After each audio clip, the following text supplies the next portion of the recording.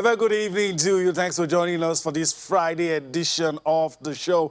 It's the last week. It's the last one for the week, and I promise to be exciting. I'm Yemi Adebayo. There's a lot to talk about, usually in the world of sports. Just before we came in the English Premier League, Brighton and Burnley played out a goalless draw. And just about as we're coming into the studio, you have Southampton and Newcastle will try each other for size. So we'll be monitoring that to let you know what's going on right there in the English Premier League. But let's come home. That's where the news is today. Talking about the Edo 2020 at the National Sports Festival, the most anticipated news about what's going to happen. And now we have it. The competition we hold from December 3rd to 18.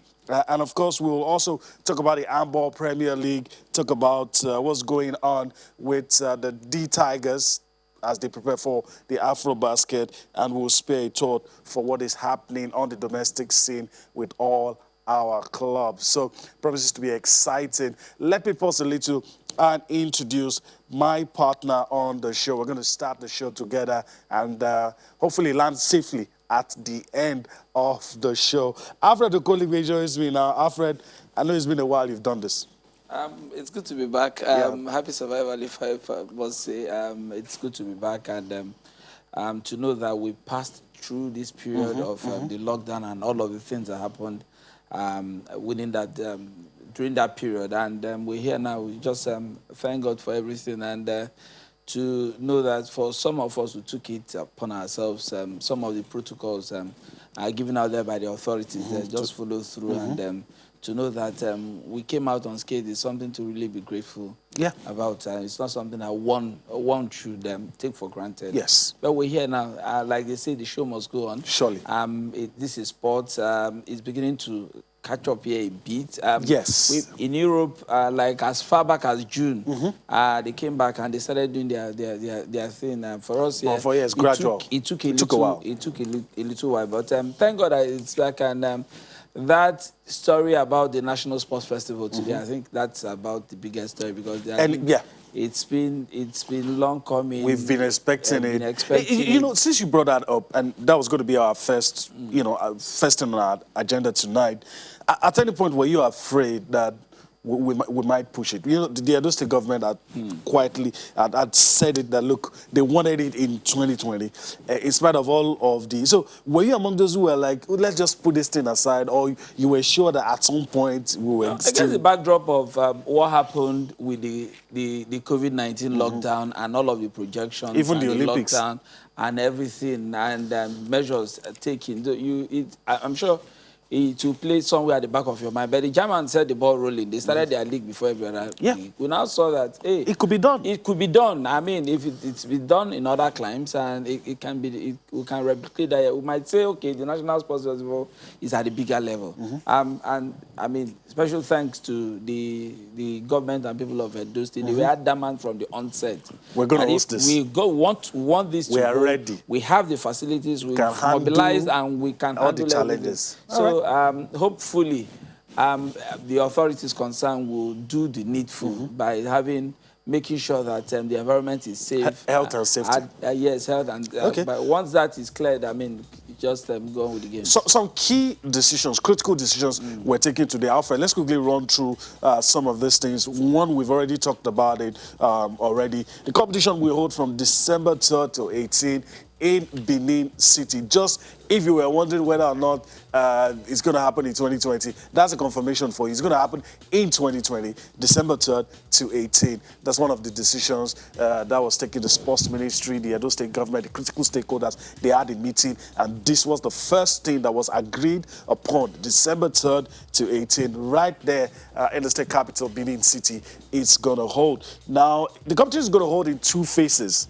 We're in a unique situation, and so you understand some of these decisions were clearly thought out. So the competition is going to be in two phases. First phase from December 6th to 10. Second phase from December 12th to 16th. Then you have arrival for the first phase, December 3rd to 4th. You have arrival for the second phase. That's going to be December 11th. Opening ceremony is going to be December 5th. You know, it's our own mini Olympics, so you expect a lot of innovation, a lot of, the infused culture and all of that. Closing ceremony is going to be on December 17th. Then the one that everybody wanted to see, all health and safety protocols must be observed. All the critical stakeholders agreed upon this. And look, for any reason, if we're going to have this competition, health and safety comes first, and all the protocols must be observed. And this one,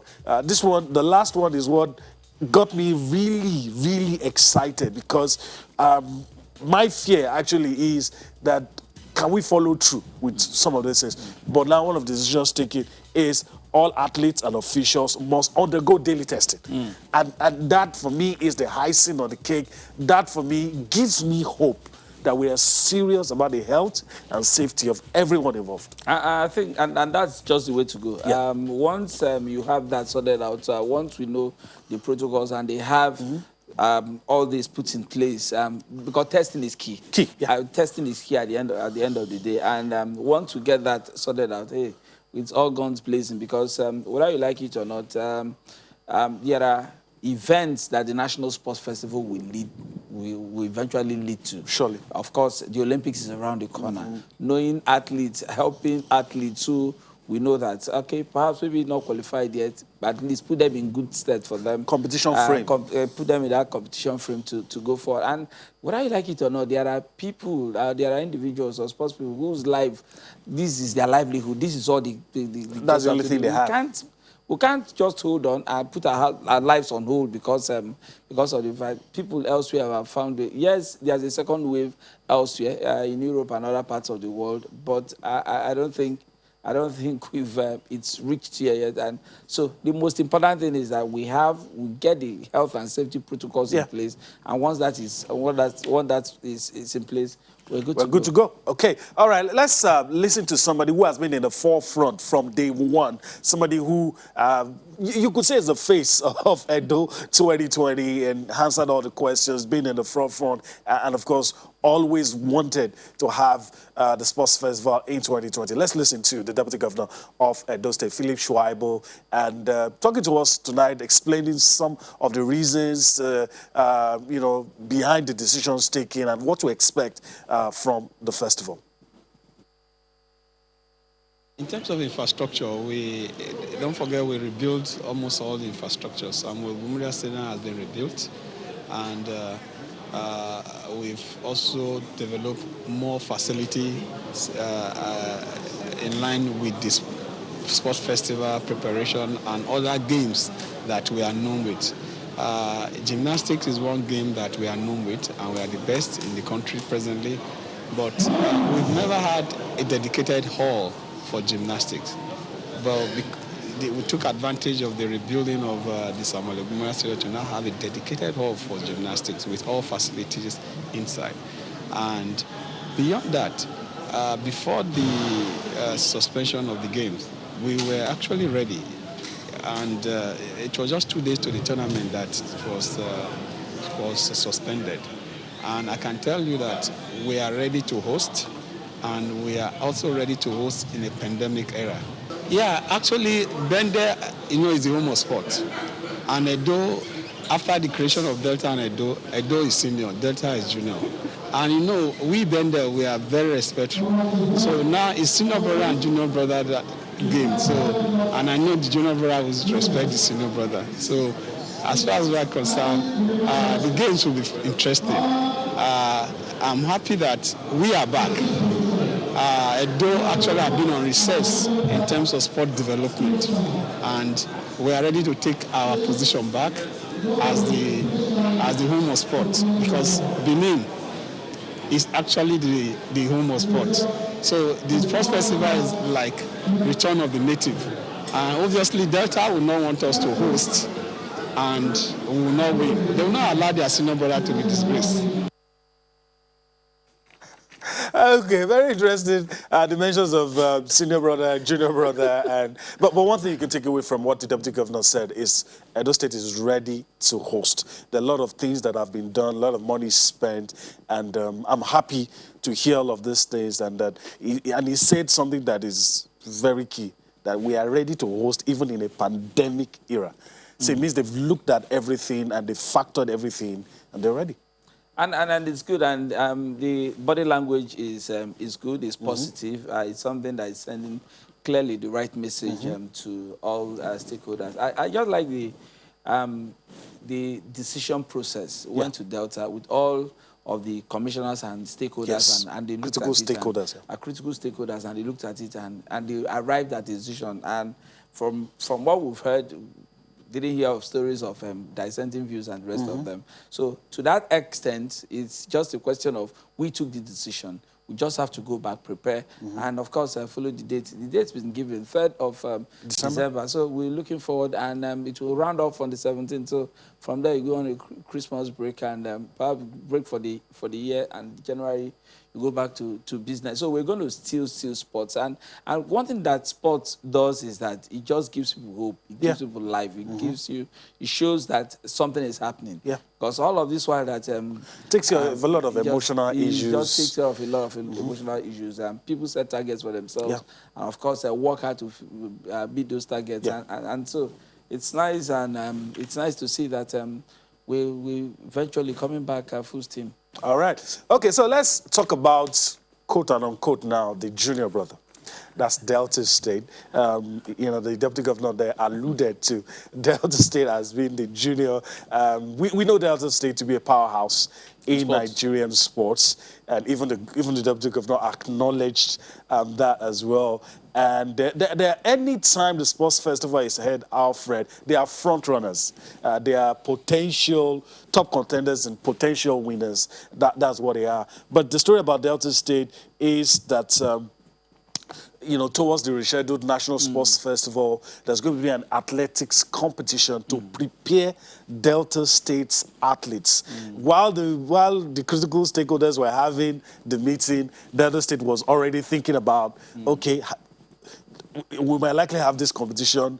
What events would we use to prepare our athletes? And that's it for you.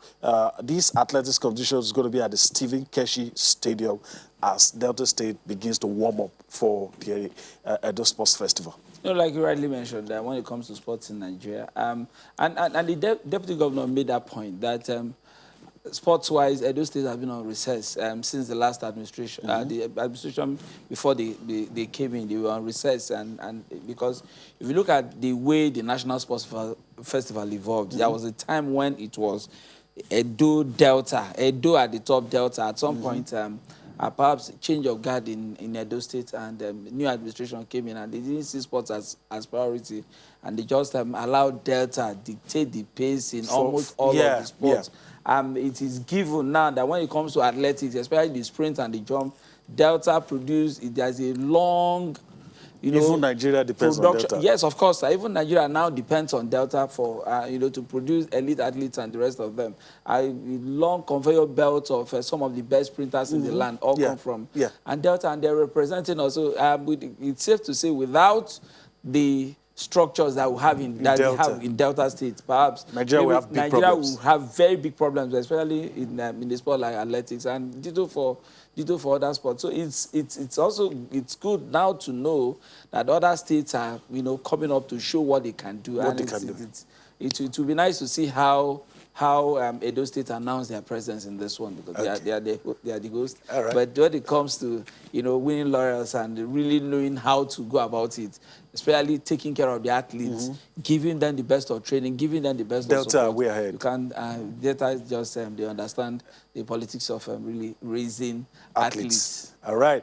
Okay, so let's listen to the governor of Delta State, Ifeanyi Okowa, talking about the post-COVID athletic meets, that competition that's going to help prepare Delta State athletes for the National Sports Festival. All the commissioners of the states met with the minister today in their council, and we felt that as part of that event, that there was the need to organize this one-day sports meet involving some of the sports, which is important too, because the National Sports Festival has already been fixed for next month. So this is a good warm-up competition for the athletes. I think it's quite good for us as a nation that we are gradually trying to break out. The one thing that has interested me most is that I can see everybody here is on face mask, which means that we're still very cautious of the fact that we are not fully out of the COVID. But it's been called post-COVID because it's actually post-COVID lockdown. And I think it's important that we give space for our youths to actually exhibit their talents and get them to rediscover themselves. All right, so efforts already in full swing to ensure that the athletes get properly tuned in for the events, and you already see some pictures, the athletes already getting into it. Alfred, you probably know so this happened at the Stephen Keshi Stadium today. It's called the post-COVID all-comers, and Delta State just leading the way. You know, after that's why I said even before the decision, they already had their plans. They're already there, and it's nice to see that this was where the meeting, in Asaba was where the meeting was held. So as part of the National Council of Sports, everybody came, they had this event. And it's nice to see athletes coming and having events where they can run and show times. I saw some of the times at the return. Interestingly, very encouraging. At this time of the season, running those times, it means that you've put in a lot of work during the lockdown, because it's not these times cannot come when we just trying to build up for the season. These are times that you run, especially when you've had a very good build. So it's good. The handball, I know we're going back to handball. After sports, the ministry gave the PTF asked that sports come back, and of course contact sports and the rest of them. Handball led the way. It's nice to also see that athletics is just coming. It's in the picture too. It's there too, and for football too. The preseason tournaments, the beginning and the rolling, and so all round. It's nice to see that the action. Everything is getting gradually coming. All right, so let's leave Delta State and talk about, since Alfred already alluded to it, so let's just go there. Let's go to Abuja and talk about the Handball Premier League. We have a lot of results to quickly run through. So let's start with what happened today, match day 7. We'll start with the men, match day 7 results. Let me see how far we can go before we go on the break. Lagos Insiders defeated Delta Force 30 points to 25. Safety Shooters defeated Chief of Army Staff Shooters 34 points to 22. Kano Pillars, Solid Sports Club, defeated Kano Stars 36 points to 22. Rima Strikers defeated Niger United 24 points to 21. Plateau Vipers lost to Borno Spiders. It was a close game, 22 to 23. Confluence Stars defeated the Defenders 21 to 18. We go to the women. Talk about Desert Queens losing to Defender Babes 19 points to 32. Plateau Peacocks losing to Kano Queens 18 points to 27. Benue Queens losing to Edo Dynamos 27 points to 30. Seaside Babes also lost to Imo Grasshoppers. Beginning to pay attention to Imo Grasshoppers, they defeated them 31 points to 21. Safety Babes lost to Adorable Angels 31 to 32. All right, so those are the results, and so let's see the fixes for match day 8. Let me run through them quickly. Borno Spiders up against Delta Force. Kano Stars up against Safety Shooters, the Defenders. Up against Lagos Insiders. River Strikers up against Kano Pillars. Niger United will take on Confluence Stars. We go to the women. The Defender Babes will be up against Kano Queens. Seaside Babes will be up against adorable women. All of these are match day 8 fixtures. We'll also give you match day 9. That's in match day 9. Kada Stars up against Confluence Stars, Plateau Vipers up against Chief of Army Staff Shooters, Lagos Seasiders up against Niger United, Safety Shooters up against Delta Force, the Defenders up against Bornu Spiders. We go to the women. Kada Queens will face the No Dynamos, Imo Grasshoppers up against Plateau Peacocks, Adorable Angels up against Desert Queens, Defender Babes up against Benue Queens. A lot of handball for the weekend, a lot of handball to be played Saturday and on Sunday. So there's a lot to expect. If you're in and around Abuja, just go to the MKO Abiola Stadium, get a feel of handball. Although the fans will not be allowed, I must quickly say that. But if you're in and around, you just get a feel that sports is back. We need to go on a break right about now. When we return from that break, I'll be getting Alfred's thoughts regarding the Handball Premier League. We'll also give you a slice of volleyball, basketball, and preseason tournaments in football right here in Nigeria. Let's go for that break and return for more on Sports Tonight. Welcome back. Just in case you're joining us, we've talked a lot about some issues. Let me just try to see if I can tell you some of the things we've talked about. We've talked about the National Sports Festival. The dates have been fixed, and some key decisions were taken today when all the critical stakeholders met in Asaba. So we've talked about that already. We gave you the results of the Handball Premier League, and Alfred quite rightly pointed out that handball was the first sport to stage a comeback, a well-organized comeback when the Presidential Task Force lifted the restrictions on contact sports. Alfred, there's still a lot to talk about, but your thoughts. I know you've seen some clips of the Handball Premier League. Obviously, we can't talk about all of the games, but your thoughts before we go to volleyball, your thoughts about how they just got back quickly. If the game interests you, it's something that, and it's something that it's been very, very competitive. And I think what innovative thing they've done this time around is to leverage on social media. Fans are not allowed in. But on Facebook and rest, you can see the games like Twitter, you have highlights, you have results, you have some, when you watch games. Handball is a game that is really fast paced. You see some of the score lines that you're not struggling to get the information to need. I mean, so they've put it out there, and I think the kind of kudos to Nigerian media, they kind of cover it, probably because we've been staff of so whatever we get, so anything that is happening we now, just highlight everybody everything. just highlights, and everybody wants to see it. So it's Sam Ocho and his team in the Handball Federation should just take a bow. I think they've done a fantastic job. Yeah, I agree with you. All right, let's quickly go to volleyball. That's our next stop. Let's talk about the Volleyball Super Cup that's to begin on November 19. And, of course, the Nigerian Volleyball Federation, they've confirmed that top 4 teams in the Premier and Division 1 leagues will battle for this Super Cup. The Super Cup is for 4 teams that will take, it's for the 4 teams will take place in the University of Ilorin from November the 19th to 29.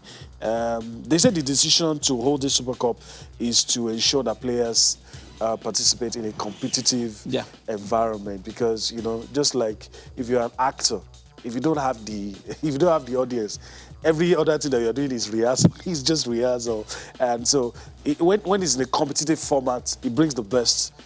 Some sort of seriousness to bring the best in you. I mean, sometimes when Federation presidents sit back and tell you that we're looking for support, we're not doing anything. We're not going to do anything this year.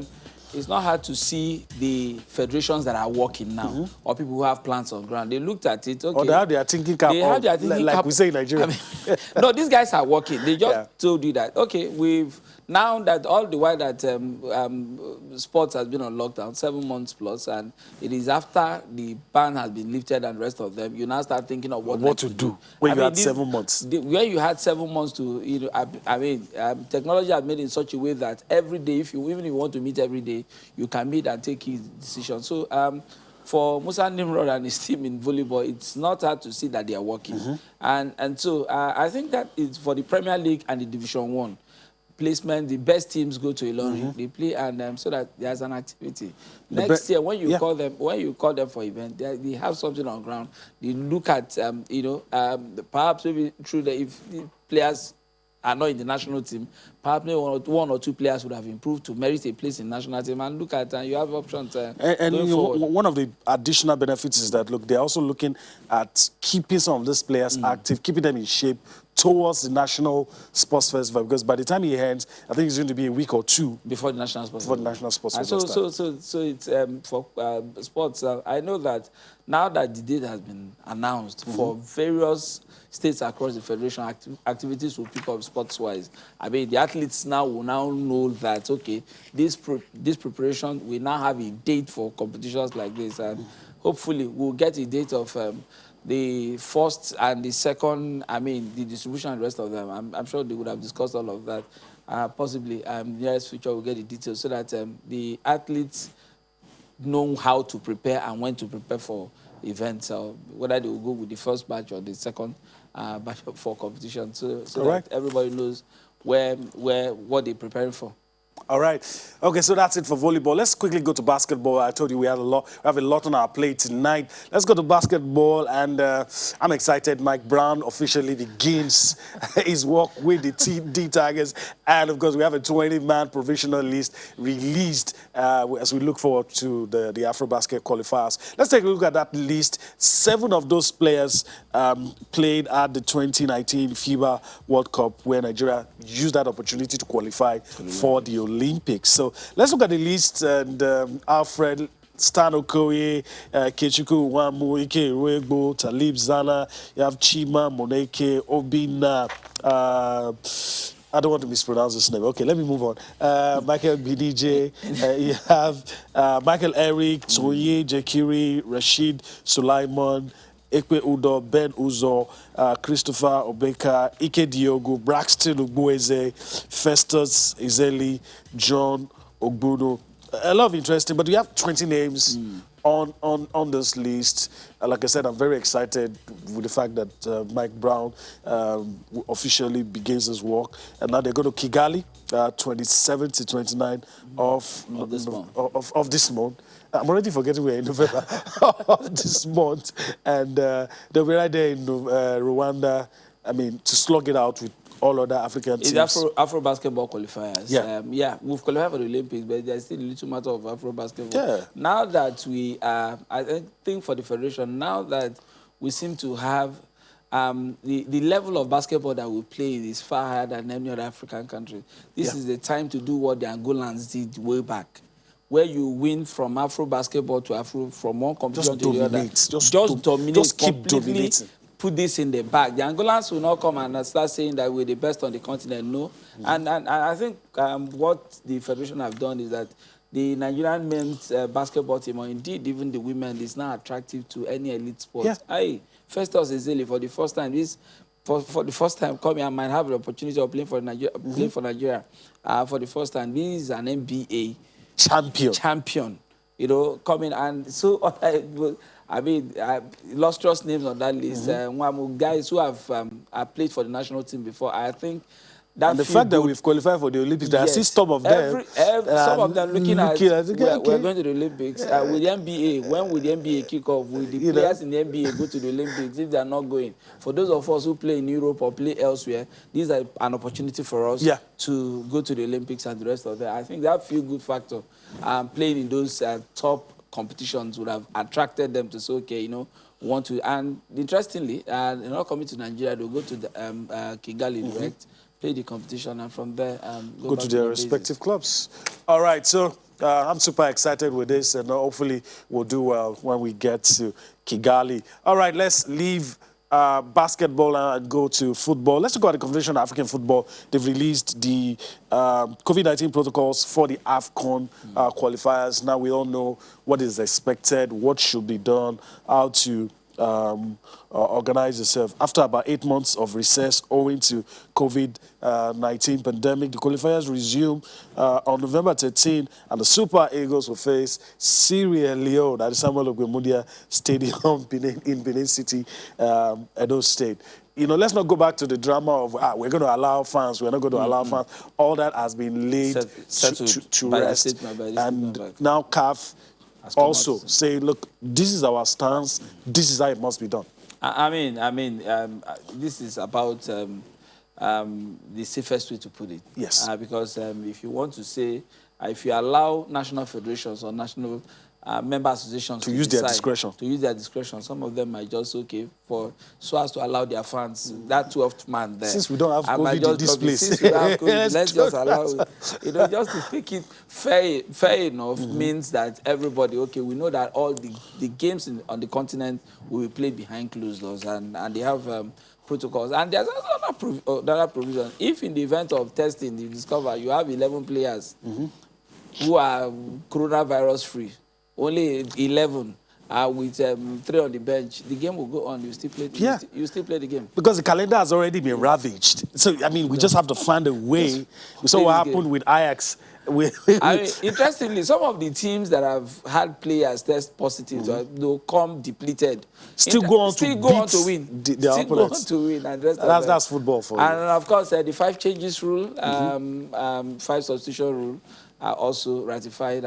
It's good to see all of that. And hopefully, traveling plans would have been concluded. Yes. So we don't hear stories of, and the country will say, okay, I mean, thank God it's a double header. Yeah. So there's that you can't bungle it. Reciprocity. Yeah. I'll come to your place. Okay. The next one will go to let's see how you treat it. Okay. All right. So let's quickly also talk about this one.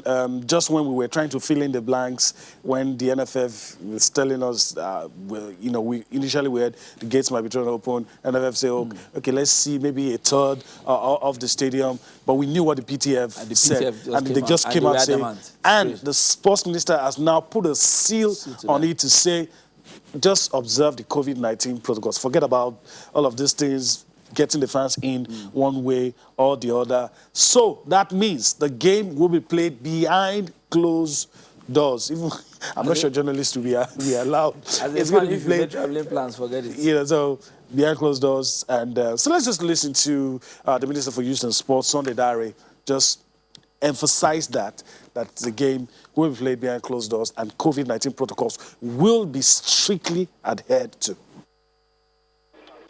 The COVID-19 protocols will be strictly adhered to. They will have the players, the government people from both countries, the coaches, etc. must be tested. That's one. 2, it said the order given by PTF. I didn't give that order, that there will be no audience or gathering. So until that order is lifted by the PTF, and it was stated there that the NCDC, the Ministry of Youth and Sports Development, will work together.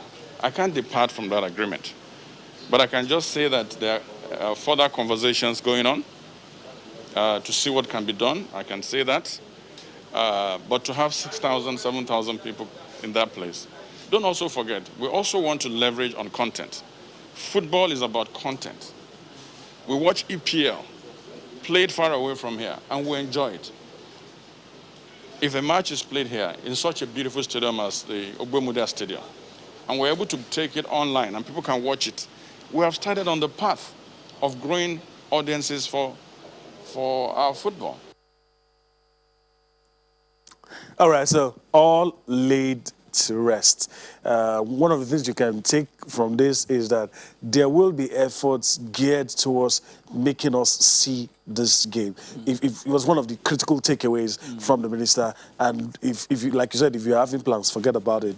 Protocols will be adhered to. And look, most of the people say, oh, we want to be there, we want to be there. You watch the English Premier League, you see that there are no fans, but you still watch, you still enjoy it, and that's why I like what the minister has just said. I mean, he just made a point. And beyond all of that, I think CAF has the final call as far as having fans in the stadium or not. And CAF has made that call. The moment CAF, came out with the toed the line with the protocol for games to be played in the Nations Cup qualifiers, that seals it. So whatever the PTF said, and that is just like corroborating what the PTF said. And so.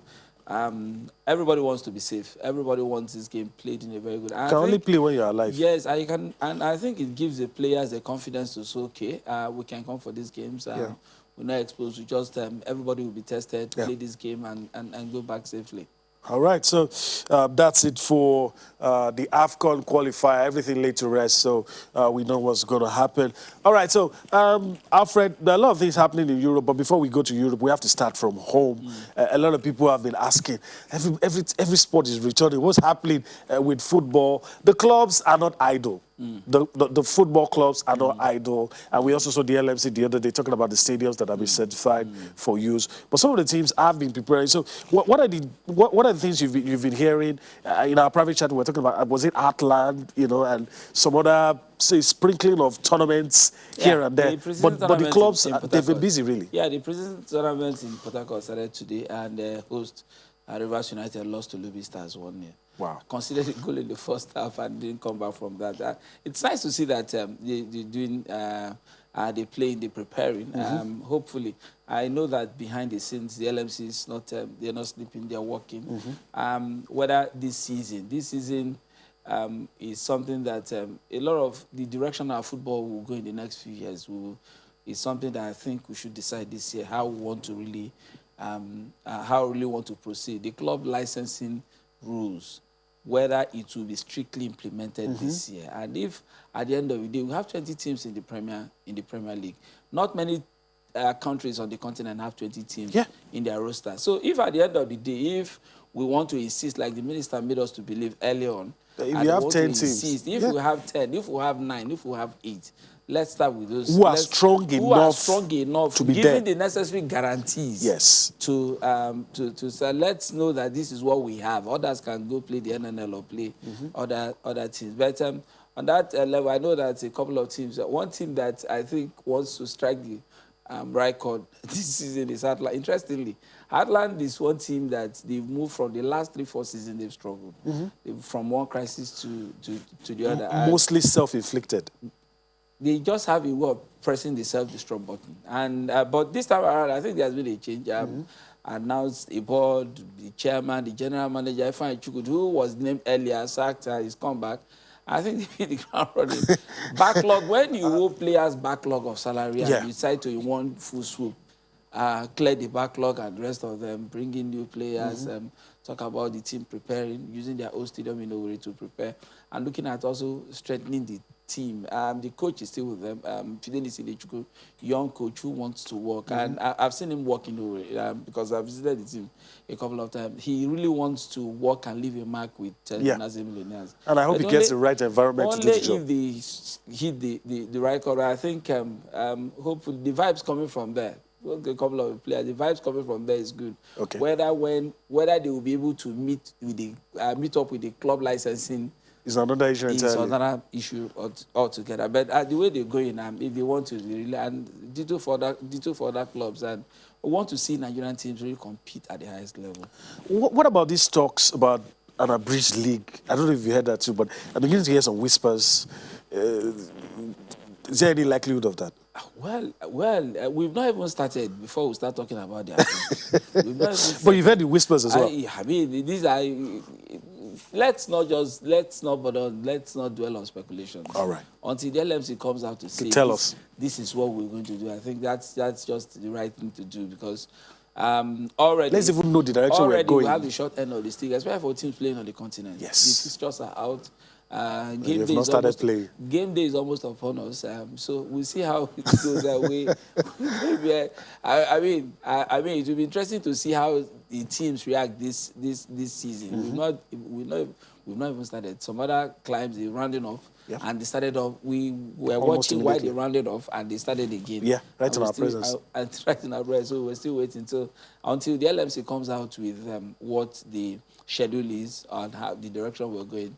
We just have to wait until they make that call. We're going to use the last couple of minutes that we have to travel abroad and talk about English Premier League and probably some big games across Europe: Dortmund, Bayern, Lazio, Juventus, Real Madrid, Valencia. But first, let's go to England.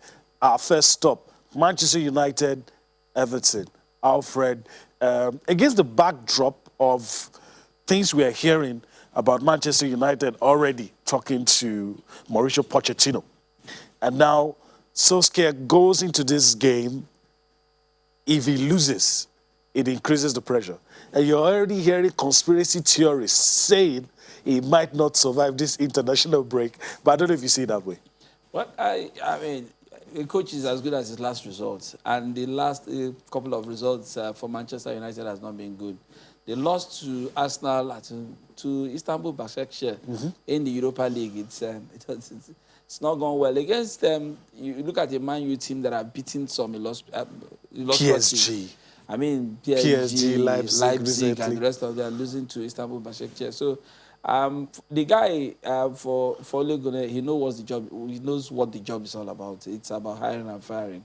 And I'm sure it's just the odds are stacked against him in this. If he gets the result, okay, it's just like a dead man walking, delaying the inevitable.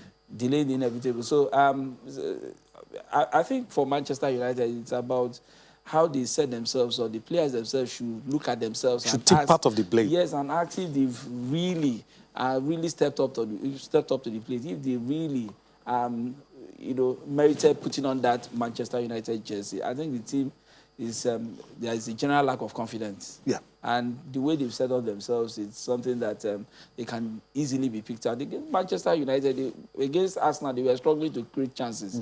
Against an Arsenal team that you know that in time past, somehow, by the time you just apply a bit of pressure, Arsenal will cave in. And so they have to look for form elsewhere. For Everton themselves, lately, the last game, I think it was against Newcastle also. Last two games they've lost. Yes, they need a result this time around. They need a result last time around. The last, I think, possible result, the goal was against Liverpool when they played a draw against Liverpool. So they need to... Now, speaking about Liverpool against Manchester City, some feel, it's not my opinion, some feel that because Manchester City do not have a plan B, and that because Liverpool is fluid, Liverpool knows how to adapt, that gives Liverpool an edge in this game. That's the big games in Europe. Our first stop, Manchester City, Liverpool. So, Alfred, what are you giving it to? Then the thing I said about City not having a plan B, how does that factor into this? I think everybody now understands how City plays.